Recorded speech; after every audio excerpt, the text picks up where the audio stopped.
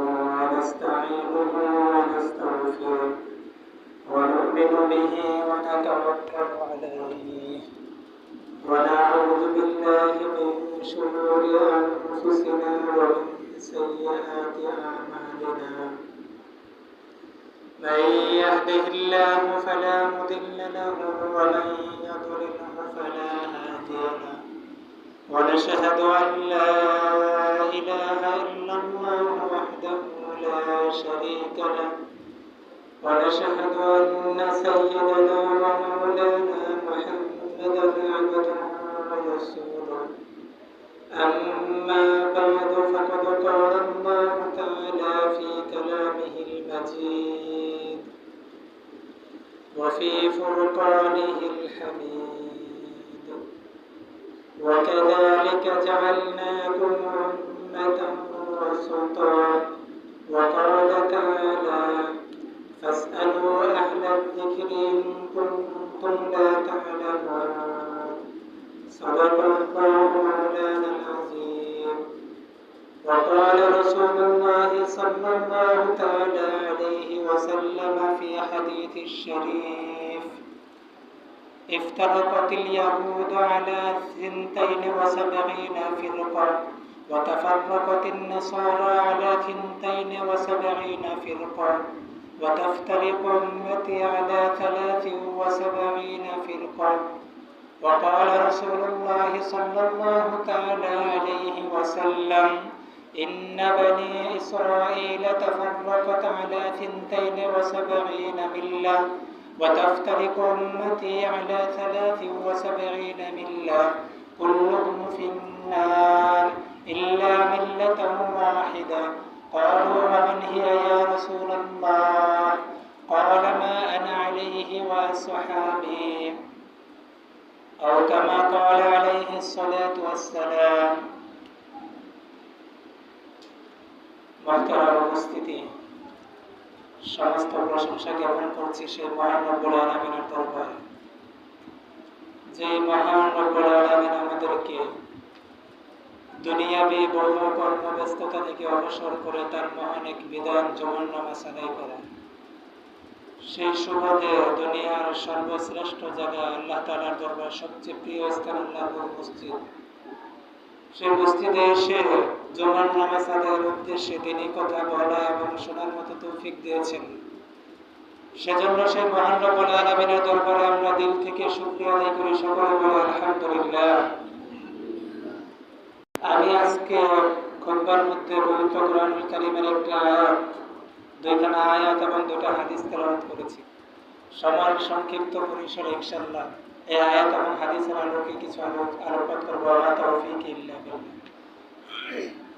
আজকের আমার আলোচ্য বিষয় হবে আহলে সুন্নাত ওয়াল জামাতের পরিচয় আহলে সুন্নাত ওয়াল জামাতের অন্তর্ভুক্ত কারা আর কারা আহলে সুন্নাত ওয়াল জামাতের অন্তর্ভুক্ত না তাদেরকে নিয়ে ইনশাআল্লাহ সংক্ষিপ্ত কিছু আলোকপাত করব রাসূলুল্লাহ সাল্লাল্লাহু আলাইহি ওয়াসাল্লাম হাদিস শরীফের মধ্যে বলেছেন বনি ইসরাইল তারা 73 ভাগে বিভক্ত 72 ভাগে বিভক্ত ছিল আর আমার উম্মতের লোকেরা তারা 73 ভাগে বিভক্ত হবে তাদের মধ্য থেকে কেবল একটা দল তারা নাজাতপ্রাপ্ত দল তারা হবে জান্নাতি আর বাকি সব জাহান্নামী তখন সাহাবায়ে কেরাম প্রশ্ন করেছেন হে আল্লাহর রাসূল ওই দলটি কারা যারা জান্নাতি হবে রাসূলুল্লাহ সাল্লাল্লাহু আলাইহি ওয়াসাল্লাম তখন বলেছেন মা আনা আলাইহি ওয়া সাহাবী ওই দল হলো তারা এবং আহলুস সুন্নাত ওয়াল জামাতের অন্তর্ভুক্ত ওই সমস্ত লোক যারা আমি রাসূল সাল্লাল্লাহু আলাইহি ওয়াসাল্লাম এবং আমার সাহাবীদের আদর্শের অনুসারী যারা আমাকে আমার সুন্নাতকে এবং আমার সাহাবীদের আদর্শকে অনুসরণ করে তারাই হবে নাজাতপ্রাপ্ত দল তারাই হবে আহলে সুন্নাত ওয়াল জামাতের অন্তর্ভুক্ত এক কথায় আমরা উত্তরটা জেনে ফেললাম রাসূলুল্লাহ সাল্লাল্লাহু আলাইহি ওয়াসাল্লাম হাদিস শরীফের মধ্যে বলেছেন তিরমিজি শরীফের riwayat আবু দাউদ শরীফের riwayতের মধ্যে এসেছে রাসূলুল্লাহ সাল্লাল্লাহু আলাইহি ওয়াসাল্লাম বলেছেন ইফতারাকাতিল ইয়াহুদু আলা 72 ফিরকা ইহুদিরা তারা 72 দলে বিভক্ত ছিল وتفرقت النصارى على 72 فرقة এমনি ভাবে যারা নাসারা খ্রিস্টান তারাও 72 দলে বিভক্ত ছিল وتفترق أمتي على 73 فرقة রাসূলুল্লাহ সাল্লাল্লাহু আলাইহি ওয়াসাল্লাম বলেন আমার উম্মত তারা 73 দলে বিভক্ত। আরেক হাদিসের মধ্যে আসছে রাসূলুল্লাহ সাল্লাল্লাহু আলাইহি ওয়াসাল্লাম বলেন ইন্না বানি ইসরাঈলা তাফাররাকাত আলা 72 মিল্লা নিশ্চয়ই বনি ইসরাইল তারা 72 দলে বিভক্ত ছিল وتفترق أمتي على 73 মিল্লা আর আমার উম্মতের যারা আছেন আমার উম্মত 73 দলে বিভক্ত হবে কুল্লুহুম ফিন-নার ইল্লা মিল্লাতান ওয়াহিদা রাসূলুল্লাহ সাল্লাল্লাহু আলাইহি ওয়াসাল্লাম বলেন 73 দলের মধ্য থেকে 72 দলই হবে জাহান্নামী তারা জাহান্নামে যাবে এবং ইল্লা মিল্লাতান ওয়াহিদা কেবলমাত্র একটি দল ছাড়া আর ওই একটি দলই হবে জান্নাতি। তখন ক্বালু ইয়া রাসূলুল্লাহ সাহাবায়ে কেরাম জিজ্ঞাসা করেছেন হে আল্লাহর রাসূল ওয়ামান হিয়া ইয়া রাসূলুল্লাহ হে আল্লাহর রাসূল তারা কারা? রাসূলুল্লাহ সাল্লাল্লাহু আলাইহি ওয়াসাল্লাম বললেন ক্বালা মা আনা আলাইহি ওয়া আসহাবি তারা হলো ওই সমস্ত লোক যারা আমার এবং আমার সাহাবীদের আদর্শের অনুসারী আমার সুন্নাত এবং আমার সাহাবীদের আদর্শকে যারা অনুসরণ করে অনুকরণ করে তারাই হবে জান্নাতি দল তারাই হবে নাজাতপ্রাপ্ত দল। এছাড়া বাকি 72 দল তারা কোথায় যাবে? জাহান্নামে যাবে। এখন আমাদের জানতে হবে আহলুস সুন্নাত ওয়াল জামাত তথা নাজাতপ্রাপ্ত দল তাদের বৈশিষ্ট্য কি, তাদের অন্তর্ভুক্ত কারা এবং কোন কোন দল তাদের অন্তর্ভুক্ত না, এটা আমাদের জানতে হবে। আহলুস সুন্নাত ওয়াল জামাতের অন্তর্ভুক্ত যারা এবং যারা হকপন্থী তাদেরকে বলা হয় মধ্যপন্থাবলম্বী মধ্যম পন্থা অবলম্বনকারী। তারা কোনো বাড়াবাড়িও করেন না ছাড়াছাড়িও করেন না। আল্লাহ পাক রব্বুল আলামিনের বিধানের ক্ষেত্রে কোনো বাড়াবাড়িও করেন না আবার ছাড়াছাড়িও করেন না। রাসূলুল্লাহ সাল্লাল্লাহু আলাইহি ওয়াসাল্লামের সুন্নাহ পালনের ক্ষেত্রে তারা বাড়াবাড়িও করেন না ছাড়াছাড়িও করেন না, যেটাকে আরবি ভাষায় বলা হয় ইফরাত এবং তাফরিদ। তাইলে আহলুস সুন্নাত ওয়াল জামাতের অন্তর্ভুক্ত তারাই যাদের মাঝে ইফরাতও নাই তাফরিদও নাই বাড়াবাড়িও নাই ছাড়াছাড়িও নাই। একদল আছে যারা আল্লাহ তাআলার জাতের ক্ষেত্রে আল্লাহ তাআলার সত্তার ক্ষেত্রে তারা বাড়াবাড়ি করে, তারা আল্লাহকে মানে না, আল্লাহকে অস্বীকার করে, তাদেরকে বলা হয় নাস্তিক। তারা আল্লাহকে মানার ক্ষেত্রে তারা ছাড়াছাড়ির মধ্যে রয়েছে। আরো কিছু কিছু দল আছে তারা ঈমানের ক্ষেত্রে আল্লাহর জাতের ক্ষেত্রে আল্লাহর সত্তার ক্ষেত্রে তারা বাড়াবাড়িতে লিপ্ত। যেমন নাকি খ্রিস্টানরা তারা 3 খোদায় বিশ্বাসী, তারা তৃত্ববাদে বিশ্বাসী। খ্রিস্টানরা বলে আল্লাহ হলেন প্রধান খোদা, ঈসা আলাইহিস সালাতু ওয়াস সালাম হলো আল্লাহ তাআলার ছেলে, আল্লাহর পুত্র, এবং মারিয়াম আলাইহিস সালাতু ওয়াস সালাম হলেন আল্লাহ তাআলার বিবি। তারা এইভাবে 3 খোদা বিশ্বাসী এবং তাদের আরেকটা গ্রুপের কাছে হযরত জিবরাইল আলাইহিস সালাতু ওয়াস সালামকে তারা খোদা হিসেবে মানে, পবিত্র আত্মা বলে তারা তাকে। তো তারা এইভাবে বাড়াবাড়িতে আছে আল্লাহর সত্তার ক্ষেত্রে। এমনি ভাবে যারা ইহুদি তারাও বাড়াবাড়িতে আছে। তারা বলে যে উযাইর আলাইহিস সালাতু ওয়াস সালাম আল্লাহ তাআলার পুত্র, আল্লাহ তাআলার পুত্র বলে তারা বাড়াবাড়ি করছে। এমনি ভাবে যারা হিন্দু সম্প্রদায় তারা তো শত কোটি কোটি দেবতা মানে, শত কোটি দেবতাকে তারা খোদার সমমূল্যায়ন করে। এইভাবে তারা বাড়াবাড়ির মধ্যে আছে। এইভাবে আল্লাহ তাআলার জাতের ক্ষেত্রে সত্তার ক্ষেত্রে ঈমানের ক্ষেত্রে তারা বাড়াবাড়ি করে। এমনি ভাবে তাই তারা আহলে সুন্নাত ওয়াল জামাতের অন্তর্ভুক্ত না। মুহাম্মদ রাসূলুল্লাহ সাল্লাল্লাহু আলাইহি ওয়াসাল্লামের ক্ষেত্রে অনেকে এই পর্যায়ে বাড়াবাড়ি করে যে তারা বলে আল্লাহ এবং নবীর মধ্যে কোনো পার্থক্য নেই, আল্লাহ যে জাত নবী একই জাত। তাদেরকে বলা হয় দেওয়ানবাগী। দেওয়ানবাগীদের আকীদা বিশ্বাস হলো আল্লাহ এবং নবীর মধ্যে কোনো পার্থক্য নেই। এই ক্ষেত্রে তারা নবীর ক্ষেত্রে তারা বাড়াবাড়ি করে, নবীদের ক্ষেত্রে তারা বাড়াবাড়ি করে। এমনি ভাবে আরেক সম্প্রদায় আছে যারা বলে নবীদের ক্ষেত্রে যে নবীদের দ্বারাও নবীদের উপর আল্লাহ পাক রব্বুল আলামিন যে বিধান অবতীর্ণ করেছিলেন সেই বিধান তারা পরিপূর্ণভাবে পালন করেননি, সেই বিধানকে তারা মান্য করেননি। এভাবে তারা নবীদের ক্ষেত্রে বাড়াবাড়ি করে। তো লোক আছে তারা বলে যে নবী সাল্লাল্লাহু আলাইহি ওয়াসাল্লাম তিনি গায়েব জানেন, অদৃশ্যের খবর জানেন, এগুলি বলে তারা নবীর ব্যাপারে বাড়াবাড়ি করে। এই বাড়াবাড়ির কারণে তারা যখন নবীর ব্যাপারে বাড়াবাড়ি করে এক পর্যায়ে নবীর যখন মিলাদ পড়া হয় তখন মিলাদের মধ্যে তারা দাঁড়িয়ে যায়, কারণ তাদের বিশ্বাস, আকীদা বিশ্বাস যে নবী এখানে হাজির হন, নবী গায়েব জানেন, এই জন্য নবী হাজির হন। অথচ রাসূলুল্লাহ সাল্লাল্লাহু আলাইহি ওয়াসাল্লাম বলেছেন, আল্লাহ তাআলা পবিত্র কোরআনুল কারীমের মধ্যে ঘোষণা করেছেন, হে নবী আপনি বলে দিন, ইন্নামা আনা বাশারুম মিসলুকুম, আমি তোমাদের মতো একটা মানুষ, একজন মানুষ। তবে পার্থক্য হলো এতটুকু, ইউহা ইলাইয়া আন্নামা ইলাহুকুম ইলাহুন ওয়াহিদ, আমার কাছে আল্লাহর পক্ষ থেকে ওহী আসে আর তোমাদের কাছে ওহী আসে না, এটাই পার্থক্য। কিন্তু কিছু কিছু ভাই আছেন তারা মনে করেন যে না, নবী গায়েব জানেন, এই জন্য মিলাদ পড়লে একটা চেয়ার খালি রাখে, একটা জায়গা আসন খালি রাখে যেখানে নবী আসবেন, উপস্থিত হবেন, এই জন্য তারা দাঁড়ায় যায় মিলাদের সময়। অথচ হাদিসের মধ্যে স্পষ্টভাবে এসেছে, রাসূলুল্লাহ সাল্লাল্লাহু আলাইহি ওয়াসাল্লাম বলেছেন, ইন্না লিল্লাহি মালাইকাতান সাইয়াহিনা ফিল আরদি, রাসূলুল্লাহ সাল্লাল্লাহু আলাইহি ওয়াসাল্লাম বলেন, নিশ্চয়ই আল্লাহ পাক রব্বুল আলামিনের জন্য, আল্লাহ পাক রব্বুল আলামিনের একটা বাহিনী আছে যারা জমিনের মধ্যে বিচরণ করতে থাকে, বিচরণ করে তারা খুঁজতে থাকে, যখনই যেখানেই যে মজলিসে নবী সাল্লাল্লাহু আলাইহি ওয়াসাল্লামের উপর দুরূদ ও সালাম পেশ করা হয়, দুরূদ ও সালাম পড়া হয়, ওই দুরূদ ও সালামকে তারা নবী সাল্লাল্লাহু আলাইহি ওয়াসাল্লামের রওজা মুবারকে নিয়ে পৌঁছে দেয়। এই স্পষ্ট হাদিসের বিরোধিতা করতেছে তারা। তারা বলে যে নবী উপস্থিত হন, যদি নবী উপস্থিত হতেন তাহলে হাদিসে তো আসতো না। তাহলে বোঝা গেল গায়েব একমাত্র কে জানেন? আল্লাহ জানেন। যারা এই আকীদায় বিশ্বাসী তারা নবীদের ক্ষেত্রে বাড়াবাড়ি করে। এই বাড়াবাড়ির স্থান কোথায় নাই? ইসলামে নাই। অনেকে আবার নবী সাল্লাল্লাহু আলাইহি ওয়াসাল্লামকে মহব্বতের ক্ষেত্রে বাড়াবাড়িতে লিপ্ত।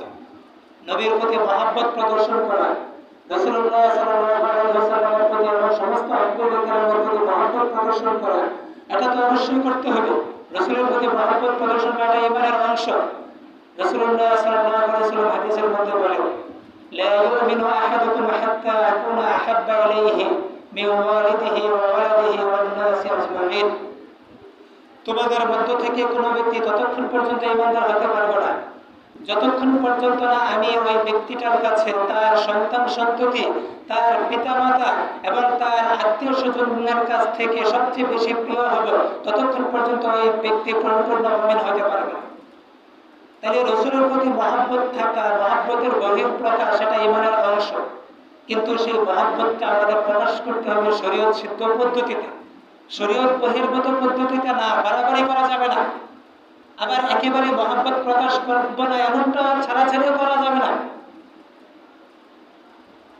মধ্যম পন্থায় যেভাবে মহব্বত প্রকাশ করেছেন সাহাবায়ে কেরাম, তাবেঈন, তাবে তাবেঈন, সেভাবে মহব্বত প্রকাশ করতে হবে। আল্লাহ পাক রব্বুল আলামিন পবিত্র কোরআনুল কারীমের মধ্যে বলেন, ওয়াকাযালিকা জাআলনাকুম উম্মাতান ওয়াসাতা, আমি তোমাদেরকে মধ্যমপন্থী উম্মত বানিয়েছি। অর্থাৎ এই উম্মতের কোন বিধানের মধ্যে বাড়াবাড়ি নাই, ছাড়াছাড়ি নেই, এফরাতও নাই, তাফরিতও নাই, বরঞ্চ মধ্যম পন্থা অবলম্বন করা হয়েছে সব বিধানের ক্ষেত্রে। এই জন্য আমাদের কাজ হলো নবীর মহব্বতের ক্ষেত্রে বেশি বাড়াবাড়ি করা যাবে না। আমাদের কিছু ভাই আছেন তারা না জানার কারণে নবীর মহব্বতের ক্ষেত্রে অনেক বাড়াবাড়ি করে। বলা হয় যে নবী সাল্লাল্লাহু আলাইহি ওয়াসাল্লাম 12 রবিউল আউয়ালে জন্মগ্রহণ করেছেন। আমি বলা হয় এই জন্য বলছি যে নবী সাল্লাল্লাহু আলাইহি ওয়াসাল্লাম আসলে 12 রবিউল আউয়ালে যে জন্মগ্রহণ করেছেন এটা নিশ্চিত না। হাদিসের মধ্যে, ইতিহাসের কিতাবের মধ্যে একাধিক riwayat এসেছে, বাকি হাদিসের মধ্যে এসেছে নবী সাল্লাল্লাহু আলাইহি ওয়াসাল্লাম সোমবার দিন জন্মগ্রহণ করেছেন। কিন্তু সোমবার দিন কত তারিখ ছিল এ ব্যাপারে বিভিন্ন ইখতিলাফ, একাধিক মতানৈক্য রয়েছে। ঐতিহাসিকদের পরিভাষায় ঐতিহাসিকদের কেউ কেউ বলেন যে রাসূলুল্লাহ সাল্লাল্লাহু আলাইহি ওয়াসাল্লাম তিনি 9 রবিউল আউয়াল জন্মগ্রহণ করেছেন। কেউ কেউ বলেন নবী সাল্লাল্লাহু আলাইহি ওয়াসাল্লাম 8 রবিউল আউয়ালে জন্মগ্রহণ করেছেন। এবং শরীফে আসে কথাটাই সঠিক বলেছে যে রবিউল আউয়ালের 8 তারিখে নবী সাল্লাল্লাহু আলাইহি ওয়াসাল্লাম জন্মগ্রহণ করেছেন। আবার কেউ কেউ বলেন রবিউল আউয়ালের 1 তারিখে জন্মগ্রহণ করেছেন, কেউ কেউ বলেন রবিউল আউয়ালের 21 তারিখে, কেউ কেউ বলেন রাসূলুল্লাহ সাল্লাল্লাহু আলাইহি ওয়াসাল্লাম 570 খ্রিস্টাব্দে জন্মগ্রহণ করেছেন, আবার কেউ কেউ বলেন রাসূলুল্লাহ সাল্লাল্লাহু আলাইহি ওয়াসাল্লাম 571 খ্রিস্টাব্দে জন্মগ্রহণ করেছেন, কিন্তু বার ছিল সোমবার। তাইলে আমরা এই কথা বুঝতে পারলাম যে রাসূলুল্লাহ সাল্লাল্লাহু আলাইহি ওয়াসাল্লামের জন্মের তারিখ নিয়ে একাধিক মত রয়েছে, কিন্তু আমরা যে 12 রবিউল আউয়ালে জন্মদিন পালন করছি এটা তো নিশ্চিত তারিখ না। অথচ রাসূলুল্লাহ সাল্লাল্লাহু আলাইহি ওয়াসাল্লামের ইন্তেকালের তারিখ 12 রবিউল আউয়ালে কোনো সন্দেহ নেই। প্রায় সকলেই একমত যে রাসূলুল্লাহ সাল্লাল্লাহু আলাইহি ওয়াসাল্লাম 12 রবিউল আউয়ালে ইন্তেকাল করেছেন। কিন্তু তাহলে আমরা কি করছি? যেই দিন রাসূলুল্লাহ সাল্লাল্লাহু আলাইহি ওয়াসাল্লাম ইন্তেকাল করেছেন এটা প্রায় নিশ্চিত, ওই দিনে আমরা রাসূলুল্লাহ সাল্লাল্লাহু আলাইহি ওয়াসাল্লামের জন্ম উপলক্ষে আমরা ঈদ পালন করছি, জন্ম উৎসব পালন করছি। এটা আমাদের ভাবা উচিত। যদি ধরেও নেওয়া হয় যে রাসূলুল্লাহ সাল্লাল্লাহু আলাইহি ওয়াসাল্লাম 12 রবিউল আউয়ালে জন্মগ্রহণ করেছেন, তাহলে আপনাদের কাছে প্রশ্ন, তাহলে আমরা কি রাসূলুল্লাহ সাল্লাল্লাহু আলাইহি ওয়াসাল্লামের জন্মদিন পালন করব না তার শোক দিবস পালন করব? রাসূলুল্লাহ সাল্লাল্লাহু আলাইহি ওয়াসাল্লামের আগমন গোটা মুসলিম জাতির জন্য এটা সৌভাগ্যের বিষয়, খুশির বিষয়, আনন্দ প্রকাশ করার বিষয়, এতে কোনো সন্দেহ নেই। কিন্তু তার বিদায় এটা কিন্তু আমাদের জন্য বেদনার বিষয়, আমাদের জন্য দুঃখের বিষয়। আমরা কোনটা করব? এজন্য আমাদের দেখতে হবে কুরুনে সালাসাতে কি করেছে, সাহাবীরা কি করেছেন, তাবেঈনরা কি করেছেন, তাবেঈনরা কি করেছেন, তারা কি করেছেন তা দেখতে হবে আমাদের। রাসূলুল্লাহ সাল্লাল্লাহু আলাইহি ওয়াসাল্লামের জন্ম যেমনিভাবে বরকতপূর্ণ এবং আনন্দের বিষয়, এটা সর্বজন স্বীকৃত, এতে কোনো সন্দেহ নেই। আরে রাসূলুল্লাহ সাল্লাল্লাহু আলাইহি ওয়াসাল্লাম যখন জন্মগ্রহণ করেছেন তখন আবু লাহাবের এক বাদী ছিল সুয়াইবা। সেই সুয়াইবা রাসূলুল্লাহ সাল্লাল্লাহু আলাইহি ওয়াসাল্লামের জন্মের সুসংবাদ আবু লাহাবকে জানিয়েছেন। আবু লাহাবকে সংবাদ দিয়েছেন যে আব্দুল্লাহর ঘরে ছেলে সন্তান জন্মগ্রহণ করেছে। এই সুসংবাদ শুনে আবু লাহাব সুয়াইবা রাদিয়াল্লাহু তাআলা আনহাকে 2 আঙ্গুল দিয়ে ইশারা করে তাকে আযাদ করে দিয়েছেন। পরবর্তীতে আবু লাহাব যখন ইন্তেকাল করার পরে হযরত আব্বাস রাদিয়াল্লাহু তাআলা স্বপ্নযোগে দেখেন যে আবু লাহাবকে, দেখার পরে তাকে জিজ্ঞাসা করেছেন তুমি কি অবস্থায় আছো? তখন আবু লাহাব বলতেছে আমি তো খুব কঠিন পরিস্থিতিতে আছি, কঠিন শাস্তির মধ্যে আছি, কিন্তু যখনই সোমবার আসে তখনই আমার এই 2টা আঙ্গুল, যেই 2টা আঙ্গুল দিয়ে আমি আমার ভাতিজার সংবাদ শুনে, জন্ম সংবাদ শুনে বিবি বান্দি সুয়াইবাকে আযাদ করে দিয়েছিলাম, ওই 2টা আঙ্গুল যদি আমি সোমবারে চুষি তার থেকে একটু পানি পাই আমি, যার দ্বারা আমার কবরের আযাবের কিছুটা হালকা অনুভব হয়। তাহলে এটা কি রাসূলের জন্মটা কি আমাদের জন্য খুশির বিষয় না? একজন কাফের আবু লাহাব, সে যদি বাদীকে আযাদ করার কারণে রাসূলের জন্মের সুসংবাদ শুনে সে ওই আঙ্গুল দিয়ে পানি পেতে পারে, তাই আমরা মুসলমান হয়ে আমরা কি আমাদের জন্য এটা বরকতের বিষয় না? অবশ্যই বরকতের বিষয়। তার জন্ম আমাদের জন্য খুশির বিষয়, আনন্দ প্রকাশ করার বিষয়, কিন্তু সেই খুশিটা, আনন্দ প্রকাশটা এটা আমরা কোন দিনে করছি? যেই দিনে রাসূল সাল্লাল্লাহু আলাইহি ওয়াসাল্লাম ইন্তেকাল করেছেন, তার ইন্তেকাল নিশ্চিত, যেটা শোক দিবস পালন করা উচিত। এজন্য আমরা দেখব সাহাবায়ে কেরাম কি করেছেন, তাবেঈনরা কি করেছেন, তাবেঈনরা কি করেছেন। তা আমরা দেখেছি সাহাবায়ে কেরাম, কোরআন ও হাদিসের কোথাও নাই যে সাহাবায়ে কেরাম 12 রবিউল আউয়াল উপলক্ষে এইভাবে ঈদে মিলাদুন নবী পালন করেছেন। তাবেঈনরা করেছেন কোথাও নাই, তাবেঈনরা করেন নাই, আইম্মায়ে আরবার কেউ করেন নাই। 604 হিজরিতে মুসলিম বাদশা মুজাফফরউদ্দিন কুকরির নির্দেশে এই প্রচলিত ঈদে মিলাদুন নবী চালু। ওই এক ব্যক্তি, যে ব্যক্তি সে মাযহাব বিদ্বেষী ছিল, মুসলমানদের শত্রু ছিল, সে ওই ব্যক্তির নির্দেশে মিলাদুন নবী প্রচলিত মিলাদুন নবী চালু। তো ওইটাকে আমরা ওই ব্যক্তির উদ্ভাবিত, আবিষ্কৃত এক বিষয়কে আমরা এখন আমাদের সংস্কৃতি বানিয়ে নিয়েছি। 12 রবিউল আউয়াল আসলে আমরা মিলাদুন নবীর নামে নাচ, গান, দোল তবলা বাজিয়ে রাস্তা ভরে ফেলি। আল্লাহ পাক রব্বুল আলামিন আমাদের সবাইকে সঠিক বুঝ দান করুন। এগুলি হলো রাসূলের মহব্বতের নামে বাড়াবাড়ি। সাহাবীদের ক্ষেত্রে অনেক বাড়াবাড়ি করেন, যে কেউ কেউ বলেন নবী সাল্লাল্লাহু আলাইহি ওয়াসাল্লামের পরে খলিফা হওয়ার একমাত্র প্রথম যোগ্য ছিলেন হযরত আলী রাদিয়াল্লাহু তাআলা। আবু বকর, ওমর এবং ওসমান তারা আলী রাদিয়াল্লাহু তাআলা হুকে প্রথম খলিফা না বানিয়ে তার উপর জুলুম করেছে। এই ব্যাপারে তারা সাহাবাদের ক্ষেত্রে বাড়াবাড়ি করে। যাদেরকে বলা হয় শিয়া, তারা আহলে সুন্নাত ওয়াল জামাতের অন্তর্ভুক্ত না। আহলে সুন্নাত ওয়াল জামাত থেকে খারেজ তারা, বরঞ্চ তারা তো আলী রাদিয়াল্লাহু তাআলা হুকে খোদা পর্যন্ত বলে, তাদের একটা গ্রুপ খোদা পর্যন্ত বলে। তাই এইভাবে তারা সাহাবাদের ক্ষেত্রে বাড়াবাড়ি করে। তাইলে বোঝা গেল রাসূলুল্লাহ সাল্লাল্লাহু আলাইহি ওয়াসাল্লামের মহব্বতের ক্ষেত্রে কি করা যাবে না? বাড়াবাড়ি করা যাবে না এবং ছাড়াছাড়িও করা যাবে না। সাহাবীদের মহব্বতের ক্ষেত্রেও কি করা যাবে না? বাড়াবাড়ি করা যাবে না এবং ছাড়াছাড়িও করা যাবে না। রাসূলুল্লাহ সাল্লাল্লাহু আলাইহি ওয়াসাল্লামের প্রতি সাহাবায়ে কেরাম কিভাবে মহব্বত প্রদর্শন করেছে হাদিসের মধ্যে এসেছে। হযরতে আবু উবাইদা ইবনে জাররাহ রাদিয়াল্লাহু তাআলা আনহুর ঘটনা আসছে কিতাবের মধ্যে। মাদ্রাসার ছাত্ররা সিরাতের মধ্যে পড়েছে, উহুদ যুদ্ধের সময় যখন রাসূলুল্লাহ সাল্লাল্লাহু আলাইহি ওয়াসাল্লামের উপর চতুর্দিক থেকে তীর আসতেছিল, তখন কাফেরের সর্দার, কুরাইশদের সর্দার আব্দুল্লাহ বিন কিমিয়া সে কাতারকে ভেদ করে এসে রাসূলুল্লাহ সাল্লাল্লাহু আলাইহি ওয়াসাল্লামের উপর তরবারি নিক্ষেপ করেছে। তরবারির কুড়ি তখন রাসূলুল্লাহ সাল্লাল্লাহু আলাইহি ওয়াসাল্লামের চেহারা মুবারকের মধ্যে গিয়ে বেঁধেছে। বিদার সাথে সাথে রাসূলুল্লাহ সাল্লাল্লাহু আলাইহি ওয়াসাল্লামের একটা দাঁত মোবারক শহীদ হয়ে গিয়েছে। এই অবস্থা দেখে হযরত আবু বকর সিদ্দিক রাদিয়াল্লাহু তাআলা আনহু এগিয়ে গিয়েছেন ওই কুড়ি দুইটাকে খোলার জন্য দুইটা কুড়ি বেঁধেছে। তখন আবু উবাইদা ইবনে জাররাহ রাদিয়াল্লাহু তাআলা আনহু আল্লাহর কসম দিয়ে বললেন, হে আবু বকর, এই খেদমতটুকু আপনি আমাকে করতে দেন।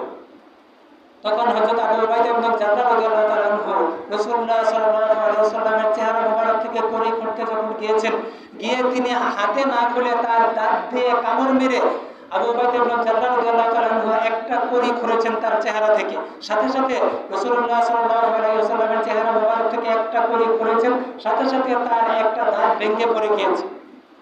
এই অবস্থা দেখে আবু বকর সিদ্দিক রাদিয়াল্লাহু তাআলা আনহু দ্বিতীয় কুড়িটা খোলার জন্য সামনে আগাচ্ছিল। পরক্ষণে হযরত আবু উবাইদা ইবনে জাররাহ রাদিয়াল্লাহু তাআলা আবারও তাকে কসম দিয়ে বললেন, হে আবু বকর, এই খেদমতটা আমাকে করতে দিন।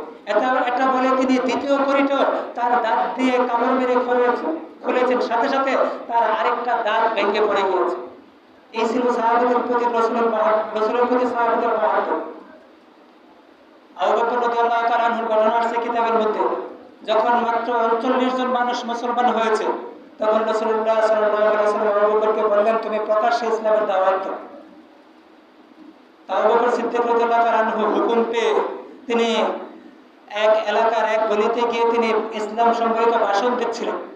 এমন সময় কাফের মুশরিকরা আবু বকর সিদ্দিক রাদিয়াল্লাহু তাআলা আনহুর উপর এমনভাবে চড়া হয়েছে, এমনভাবে আক্রমণ করেছে যে তাকে মারতে মারতে তাকে জখম করে ফেলেছে, তিনি অজ্ঞান হয়ে পড়ে গিয়েছেন। আবু বকর সিদ্দিক রাদিয়াল্লাহু তাআলা আনহু অজ্ঞান হয়ে পড়ে আছেন, কেউ নাই পাশে। যখন সন্ধ্যা পেরিয়ে গিয়েছে, তখন আবু বকর সিদ্দিক রাদিয়াল্লাহু তাআলা আনহুর মা এসেছেন। তিনি তার জন্য কিছু খাবার নিয়ে এসেছেন, তাকে খাবার খাওয়ানোর জন্য তাকে বলেছেন খাবার খাইতে। তখন আবু বকর সিদ্দিক রাদিয়াল্লাহু তাআলা আনহু বললেন যে, আল্লাহ, আমার রাসূল কেমন আছে? আবু বকরের মা বলতেছেন, তুমি আগে কিছু খানা খাও। আবু বকর সিদ্দিক রাদিয়াল্লাহু তাআলা আনহু বলেন, আল্লাহর কসম, যতক্ষণ না আমি জানবো যে আমার রাসূল কেমন আছে, ততক্ষণ পর্যন্ত আমি একটা লুকমাও খাবো। পরক্ষণে যখন রাত কিছুটা গভীর হয়ে গেল, কাফের মুশরিকরা ঘরে চলে গেল, তখন আবু বকর রাদিয়াল্লাহু তাআলা আনহুর মা আবু বকর রাদিয়াল্লাহু তাআলা আনহুকে ধরে রাসূলুল্লাহ সাল্লাল্লাহু আলাইহি ওয়াসাল্লামের কাছে নিয়ে গেছেন। রাসূলুল্লাহ সাল্লাল্লাহু আলাইহি ওয়াসাল্লামের কাছে নিয়ে যাওয়ার পরে রাসূলুল্লাহ সাল্লাল্লাহু আলাইহি ওয়াসাল্লাম আবু বকরকে দেখে জড়িয়ে ধরছেন। উভয়জনে কান্নার রোল পড়েছে। তাদের কান্না দেখে উপস্থিত সবাই কাঁদতে শুরু করেছে। আর হযরত আবু বকর সিদ্দিক রাদিয়াল্লাহু তাআলা আনহু তিনি যে ক্ষুধার্ত, তার যে এত ব্যথা, শরীরে এই পরিমাণ আঘাত করেছে, তার ব্যথা, তার ক্ষুধা, তার যে ঔষধ ব্যবহার করতে হবে সব তিনি ভুলে গিয়েছেন প্রিয়তমের সাক্ষাৎ পেয়ে। এই ছিল রাসূলের প্রতি সাহাবাদের মহব্বত। রাসূলুল্লাহ সাল্লাল্লাহু আলাইহি ওয়াসাল্লাম যখন ওযু করতেন, ওযুর পানিগুলি সাহাবায়ে কেরাম নেওয়ার জন্য প্রতিযোগিতা শুরু হয়ে যেত যে কে তার ওযুর পানিগুলি নিয়ে শরীরে মাখতে পারে। তিনি যখন থুতু ফেলাইতেন, ওই থুতুর অবশিষ্টাংশটা এটা নিয়ে শরীরে মাখার জন্য তাদের মাঝে প্রতিযোগিতা চলত। এমন মহব্বত করতেন সাহাবায়ে কেরাম রাসূলুল্লাহ সাল্লাল্লাহু আলাইহি ওয়াসাল্লামকে। কই ওই সাহাবায়ে কেরাম তো কোনোদিন ঈদে মিলাদুন নবী পালন করেননি, কোরআন হাদিসের কোথাও দেখানো যাবে না যে সাহাবায়ে কেরাম ঈদে মিলাদুন নবী এইভাবে পালন করেছেন, এইভাবে ডাকডোলের সাথে এইভাবে পালন করেছেন। তাইলে আজ আহলে সুন্নাত ওয়াল জামাতের আকীদা হলো তারা বাড়াবাড়িও করে না, ছাড়াছাড়িও করে না। রাসূলুল্লাহ সাল্লাল্লাহু আলাইহি ওয়াসাল্লামকে যেভাবে মহব্বত করতে হয়, যেই পর্যায় থেকে মহব্বত করতে হয়, সেভাবে তারা রাসূলুল্লাহ সাল্লাল্লাহু আলাইহি ওয়াসাল্লামকে মহব্বত করে। এটা হলো আহলে সুন্নাত ওয়াল জামাতের পরিচয়, এরাই হলো আহলে সুন্নাত ওয়াল জামাতের পরিচয়। আর যারা আহলে সুন্নাত ওয়াল জামাতের অন্তর্ভুক্ত না, তাদের দ্বারা অনেক বাড়াবাড়ি হয়, অনেক ছাড়াছাড়ি। এখন আমরা সংক্ষেপে জানবো কারা কারা আহলে সুন্নাত ওয়াল জামাতের অন্তর্ভুক্ত। সংক্ষেপে একটা পরিচয়। আহলে সুন্নাত ওয়াল জামাতের অন্তর্ভুক্ত যারা, তারা হলো বিশেষ করে হানাফি, যারা হানাফি এবং দেওবন্দি গণনার যারা আছে, তারা সবাই আহলে সুন্নাত ওয়াল জামাতের অন্তর্ভুক্ত। চরমনাই বলি, ইউজানি বলি, এমনি ভাবে জমিয়ত, খেলাফত, হেফাজত, তারা সবাই আহলে সুন্নাত ওয়াল জামাতের অন্তর্ভুক্ত। এমনি ভাবে অন্যান্য মাযহাবের অনুসারী যারা শাফি, মালিকি, হাম্বলি, তারা যারা আছেন তারাও আহলে সুন্নাত ওয়াল জামাতের অন্তর্ভুক্ত। আর যারা আহলে সুন্নাত ওয়াল জামাতের অন্তর্ভুক্ত না, তারা হলো এনায়েতপুরি, আটরশি, চন্দ্রপুরি, দেওয়ানবাগী, রাজারবাগী, মাইজভান্ডারি, সুরেশ্বরী, বেসরা, পীর ফকির যারা আছে, বাউল সম্প্রদায়, তারা আহলে সুন্নাত ওয়াল জামাত থেকে খারিজ।